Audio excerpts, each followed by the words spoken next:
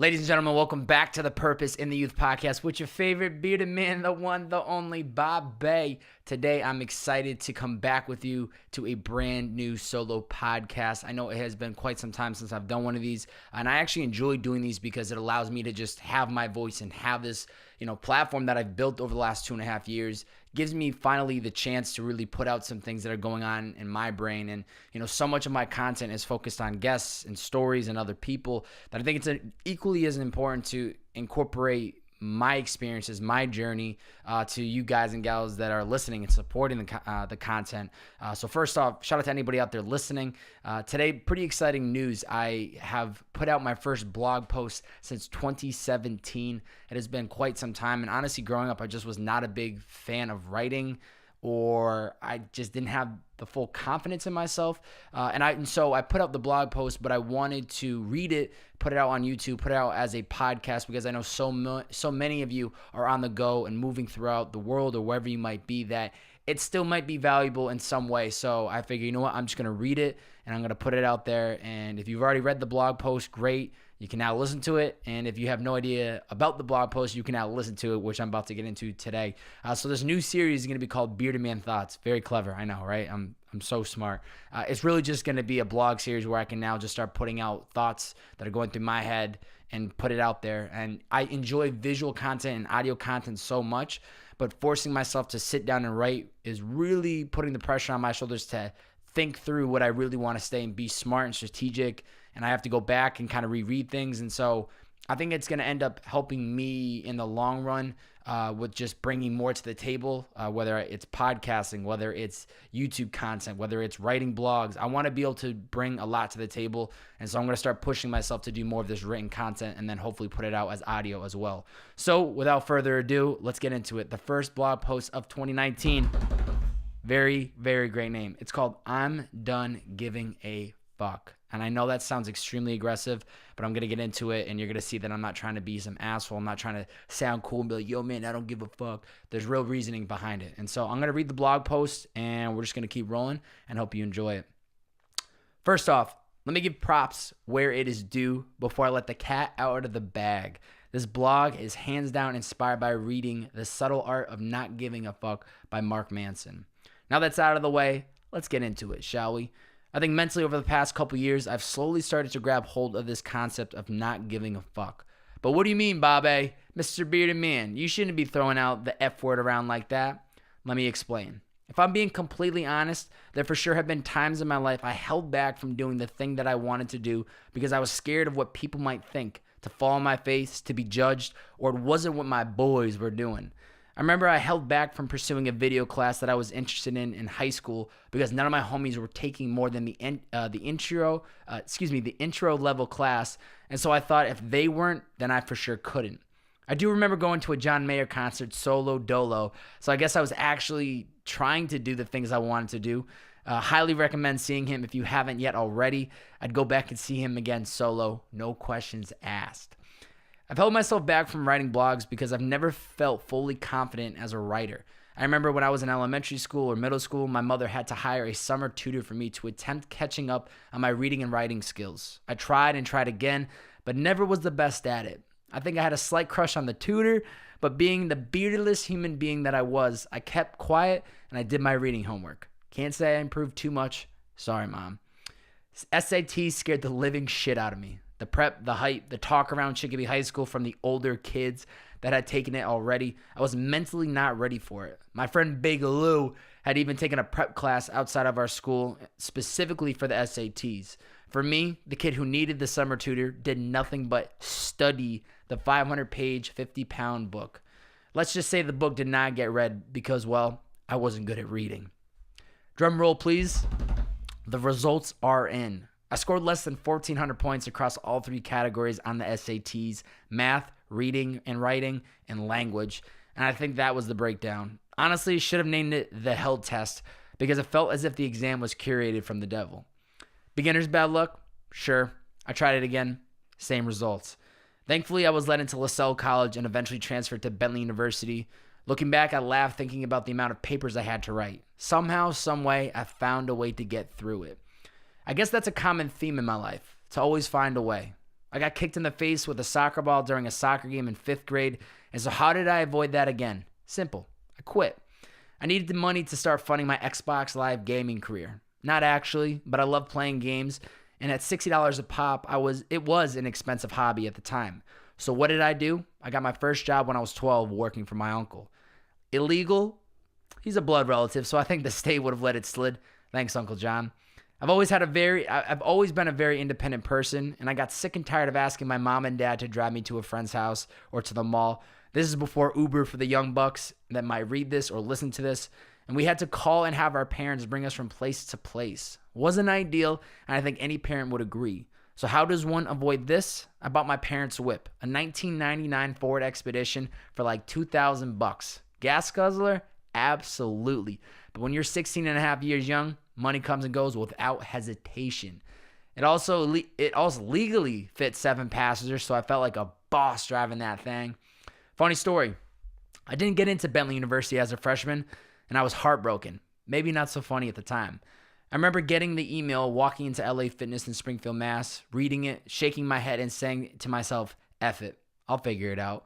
I turned on some 50 Cent and got after it. I tossed around a couple weights, made a couple grunt noise, the obnoxious noise the big boys make in the gym, but nothing changed. I was still not accepted. I told my parents when I got home that I was packing my bags, moving to California, and attending Santa Monica Community College. They chuckled and laughed, the we'll see about that type of laugh that nobody likes. I tried getting into USC, UCLA, Loyola Marymount, and the results, swing and a miss. Salty about the Trojans not letting me in, I took it upon myself to write a letter to the president of the school. Interesting, right? The kid who does not like to read or write writes a letter to the president of one of the most competitive schools in Southern California, arguably the nation. Good news, it didn't work. I went to LaSalle College, which was incredible for the year I spent there, and then transferred into Bentley University my sophomore year. Y'all thought I wasn't getting in, huh? Gotcha. Joke's on you. Little backdoor action into the school never hurt nobody, am I right? I might not have started the race at the same time as everybody else, but I still crossed the finish line. Class of 2016, I'm tipping my champagne to you. I told myself upon graduating college that I wanted to start a podcast capturing the stories of young, passionate people in the hopes that I would find my passion. I thought that I would have it all figured out by my senior year, and I still had no freaking clue what I wanted to do. Probably didn't help that I didn't apply to any jobs, but hey, who can you blame? Everything looked lame and sounded not great. They say don't judge a book by its cover. Well, I say judge a career by its job listing. Nothing pulled me in or jumped at me saying, we need the beard, we need the beard, the beard needs us, the beard needs us. So I chose to instead create a podcast. I wanted to cover it all. Fashion designers, photographers, recording artists, bloggers, chefs, talent managers, entrepreneurs, music producers, etc.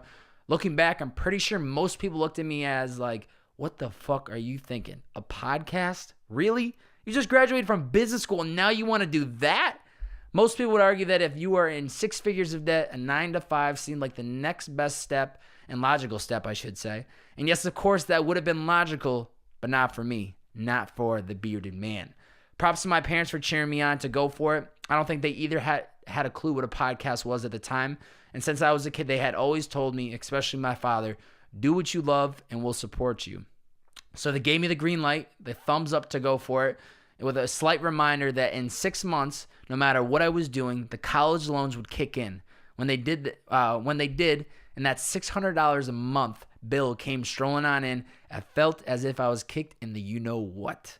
2.5 years later, 125 episodes in, the podcast I wanted to create is actually a thing. Purpose in the Youth podcast is focused on unfolding the stories of passionate people, and it is going stronger than ever. The passion still remains the same, and the vision has never been clearer. All funded from driving full-time for Uber. Yes, that is right. Podcaster by day, Uber driver by night. I've been doing so well these past 4-ish plus years driving for them. They sent me a little sticker in the mail to attach to my car that represents top 2% Uber driver in the world. Let me say that again. The world. I wonder what the people that questioned what I was doing after graduating are thinking now. That's right. Back to my main point. I'm done giving a fuck.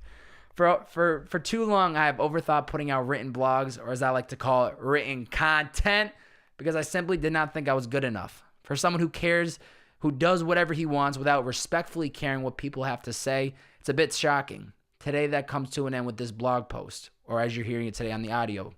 I've read 3 books in the last 3-ish weeks. Is that a flex? Somewhat. Joking. Take a chill pill, bro. Truthfully, though, I haven't read a book in at least 10 plus months, and now the ball is rolling. I love it. After a recent guest on my podcast, Jordan Tarver, he was episode 123, gifted me The Compound Effect by Darren Hardy. I realized the reason I never enjoyed reading was because I was reading the wrong books. Stories that did not interest me. The young, beardless man that I once was. Similarly, I think that is a reason why I haven't enjoyed writing in the past. The education system is a system. Interesting concept, right?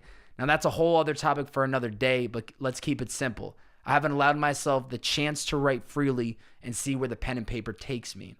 I do remember in 7th grade, my English teacher at Bellamy Middle School, Mr. D, absolute legend, would make us free write for 10 minutes every period before we started class, and I enjoyed it. The rules: do not let your pen or pencil leave the paper during the 10 minutes, and so we wrote and wrote and wrote. I honestly thought he was pulling our leg, buying himself 10 minutes every class to put his feet up, kick back, bite into an apple, and watch all of us go to town. Maybe there was reasoning to why he was letting us write. Maybe he was trying to give us a freedom to express ourselves. Whatever the reason, it worked. I enjoyed putting the thoughts that were in my head onto paper. Once again, this is the young beardless B.O.B., and I just spit out whatever I had to say. From this moment, March 28th, moving forward, I'm just going to let it flow. Whatever's in my brain, whatever I feel like sharing, I'm just going to toss it out there. I know my potential. I know what I'm capable of doing. Anything I set my mind towards, I just need to go for it and see where it takes me. Like I've said before, I need to not give a fuck and just learn as I go. My grammar is horrendous. My understanding of the English language could arguably be the level of a freshman in high school, and my handwriting is even worse. But once again, let me remind you, I always find a way to make it work. Intent is greater than results. I may not be the best writer. I may not be a New York Times best-selling author yet. But are lessons to be learned from my experiences, and I hope they positively impact someone out there reading or listening to this today. The less F's we give, the more W's we get. W's equals wins. This is my life. Ain't nobody gonna tell me how to live it. It is time to leave the F's behind and move forward, only doing the things that I love. As my father once said, as he quoted a buddy from his work, when it comes to life, there is no dress rehearsal. And I have to agree. This is a one-shot deal, one opportunity type of thing. I'm not here trying to be a life coach. I'm here only to spit the facts. So here's to more blogs of who knows what. Welcome to the Bearded Man Thoughts blog series. I'm glad you're here. I hope you guys enjoyed it. I'd love to hear some feedback on some topics or questions you'd like me to possibly cover next. And I hope that this is just another example that Bobbbaaaay is doing whatever he wants. And I hope that it's just inspiring you guys and gals to get out there and do the things that you love. If you enjoyed this podcast or YouTube video, please make sure to share it out on your Instagram story or just comment below and give us some feedback. It is always appreciated. It's B.O.B., your favorite bearded man, Bobbbaaaay. I just said that. We'll catch you next time. See ya!